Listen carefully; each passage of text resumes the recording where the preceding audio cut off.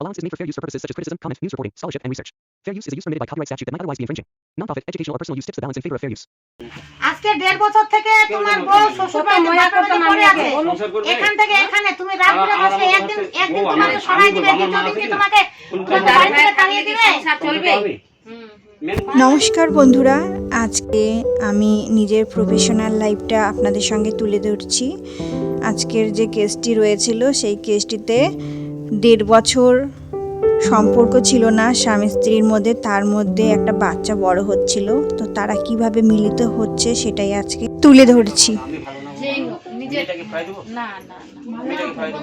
এবার মেয়ে আমার বাড়ি আশ্রয় দিতে হবে। এর মামা আমাকে ফোন করে বলছে যে যাবো তোমার বাড়িতে বলে গন্ডগোল হচ্ছে, রাত তখন 12টা 1টা বাজে। তো আমরা কি করলাম, সবাই শুয়ে গেছি, চোরের মতন গেলাম ওর বাড়িতে, জামাইয়ের বাড়ি। তোমার মা চেতন আছে আর জামাইটার ঘরের মধ্যে কে আছে ঘরে, বলছি কে যে মা, বলছে এরকম ব্যাপার মারছে। আমি কে মারছে? তোমার মা যে আছে গার্জেন না, জামাইটাকে ধমক দিল, যেহেতু বাড়ির বউ, দুজনকে দিবে, যতই ভিতরে মিষ্টি ভালো দুজনকে এমনি আপসা তদন্ত ঠিক করবেন। এবার ওই বেড়ার দিকে দিকে হাসি হাসি কথা বলে, এ এত রাগ উঠে যাবে, রাগের মতো এই অল্প বয়সে সংসার, বাচ্চা হয়েছে, সিজারের রুগী, বাড়িতে কত কি হয় না হয়, বাবাকে তো সব কথা বলা যায় না, বলবেও না। তো যাই হোক বলে সিজারের মতো দারু খায় বলে মাতলামি করে, কি করে না করে, যাই হোক আমার খালা আমাকে ফোন করে বলছে। তো রাত্রে গেলাম, রাত্রেই আসবে আমাদের সাথে,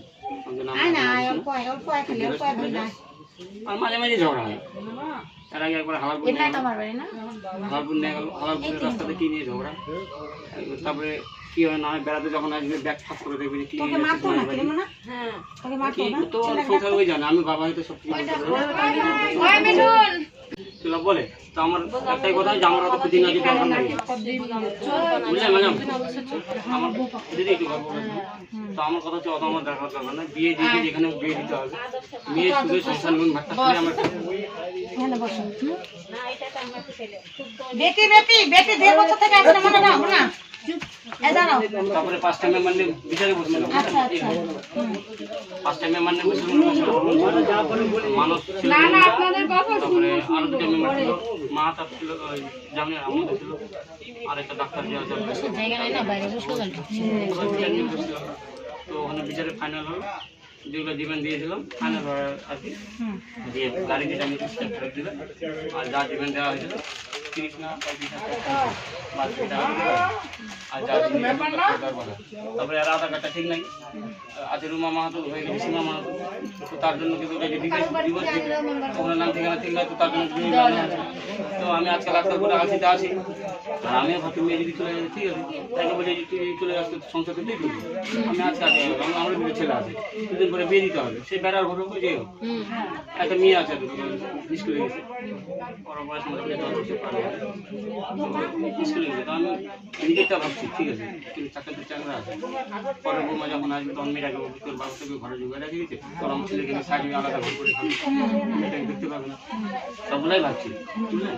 তো ভাবার পরে আমি মেয়েটাকে বলেছি তোর যদি ইচ্ছা করছি বলে আমাদের আপত্তি নাই, ঝগড়া জাতি মেয়েটার সাথে করি, বউটার সাথে করি, জামাইয়ের সাথে করি, সবার সাথে করি, কিন্তু আমি কোনো দিকে না, আমি হয়ে গেছি বেড়ার মতন, কোনটা সামাল দেবেন, কোনটা সামাল দেবেন?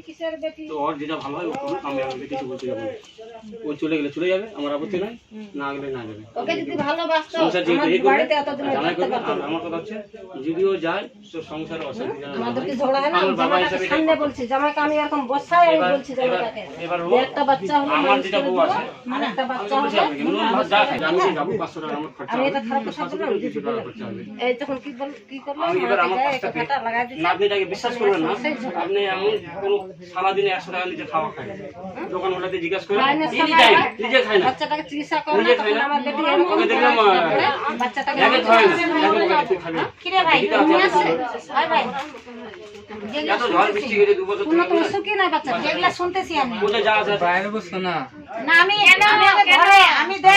আমি দেখো কথা হচ্ছে কি, আমি যেটা শুনলাম ইনাদের কাছে, দোষ কিন্তু তোর প্রত্যেকটাতে, হ্যাঁ সবসময় দারু গাঞ্জা খাই, আমি বলে বলে অনেকটা কমাই দিছিল। শ্বশুর কিন্তু ভালো লোক, ফ্যামিলি কিন্তু ভালো, আমি এখানে সংসার করবা তুমি সংসার করবা? আমি তো করতেছি। সব সময় দারু কেন খাও? কিছু হলে তুমি দারু কেন খাবা? বউ আমি আজকে দারু খাবো না। কে বলছে মদ খায় না তুমি? আজকে 1.5 বছর থেকে তোমার বউ শ্বশুর বাড়িতে পড়ে আছে। এখান থেকে এখানে তুমি রাত বিরাতে একদিন তোমাকে সরাই দিবে, দ্বিতীয় দিন কি তোমাকে বাড়ি থেকে তাড়িয়ে দিবে? চলবে। মেন খুঁটি বাবা এত বড় ব্যাপারটা হয়েছে। বাবা বলতেই পারে বাপের বাড়িতে পড়ে আছে বাবা মা। আমি আর বাবা মা সব আমি আর ময়া ভুলাতে পারি না, কত দিনের পর এর ময়াটা আমি ভুলালাম। একে ভালো হতে হবে। আমিও বলতে পারি না। তুমি যদি ভুলতে না পারো, তোমাকে আমি বসাই বুঝাইছি কি না বুঝাইছি, তোমার তাহলে আজকে 1.5 বছর থেকে না তুমি যে বলতে পারছো না, এখান থেকে কত দূর তোমাকে কেটে ফেলতো? তুমি 1.5 বছরের মধ্যে কয়বার আসছো শ্বশুর বাড়ি? বাচ্চাদের কাপড় চোপড় নিয়ে কয়বার আমি আসছো? দিচ্ছি জিনিস, আমার জিনিস ফেলে দিচ্ছি, আমি কি করবো কোথায় ফেলে বলো? দিচ্ছি? আসছিলা কবে আসছিলা? আসছিলো? অনেক দিনের পর আসলো, রাগের মাথায় আপেল নিয়ে আসলো, রাগের মাথায় ফেলে দিয়ে আমি বাকি একদিন ফেলবে, দুই দিন ফেলবে, হ্যাঁ? আসলে তো ফেলবে। 2বার এরকম বলছি আমি, তার জন্য আমি আসতে পারি 4 বছর হয়ে গেল ইয়ার জন্ম হয়েছে পেটে তার জন্য। নাহলে আমি প্রত্যেকদিন আমি এখান থেকে ঘুরে যাই, কিন্তু নিশা করো তুমি? হ্যাঁ নিশা করো, সত্যি না বলো? নিচে হায় আছে এখন নিশা মদ করো? খায় আছে আপনাদের সব কাপড় ছায়া সব ছিঁড়ে দিবে, বলুক।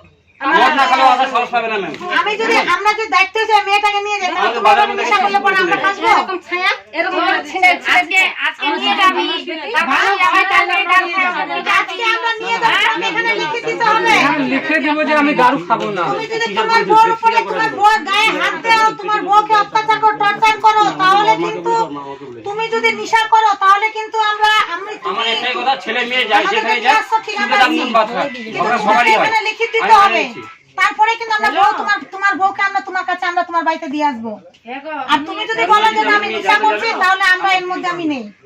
কারণ তুমি নিশা করে তুমি বউটার উপরে টর্চার করতে, আজকে 1.5 বছর থেকে বউটা আছে, বাচ্চাটা কত বড়, তোমার শ্বশুর বাড়িতে দেখছো, পরিবেশটা দেখছো, তোমার শ্বশুর কি আছে, 2-1 বিঘা জায়গা জমি আছে, আজকে বউটাতে পড়ে আছে, তোমার কোনো মায় নেই, একটা বাচ্চা আছে, বউটাকে তুমি বিয়ে করেছো, ঢালাই বিয়ে করেছো বউটাকে। আচ্ছা তোমাদের কি বিয়েটা সামাজিক বিয়ে? আবদ দিতাম তাহলে আমি একটু কোনো দোষ পাবে, গোটা ঝগড়া করবে কেন? না না, বিয়েটা সামাজিক দিয়েছিলে? অনুষ্ঠান করে দিয়েছি অনুষ্ঠান? তাহলে অনুষ্ঠান বিয়ে। ওর মামা বলেছিল মামা ছিল আমার বিয়েটা ওই যে ধান কাটে নেবো নাড়া পরে থাকবে তো আমি বলি তোমার ভুল স্বীকার করছো তো, তুমি ভুল করেছো। তো কাজে শিখানো মেয়েটা আসতে পারে তো ব্যাগ তোমার ভুল তুমি স্বীকার করছো তো? ঠিক আছে, তুমি আমাদের জিনিস চুরি করে আনা, দশটা মালা চুরি করে আনা বলে আমাদেরকে দিচ্ছে, আমাদের সামনে জামাইটা বলছে।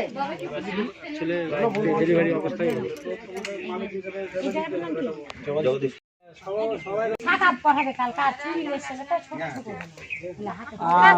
তোমার যদি না আসলে ভুল করবে প্রথম তো কত ভালো চেহারাটা দেখো আমার অভ্যাস বুঝলেন চেহারাটা পার ডে নরমাল ডেসটা কথা বলে কিন্তু ওই শাড়ি গান কিনে নিবো সে পরে শাড়ি গান কিনে নিবি যখন ফাঁকা বাজারে পরে যা শাখার পিতে হবে না, যা না কাটা ছোট পকেটে নিবা, ছোট পকেটে নিবা, শাখা পরিয়ে দিবা। যা চল কে যাবে তুই যাবো আচ্ছা তুই আমার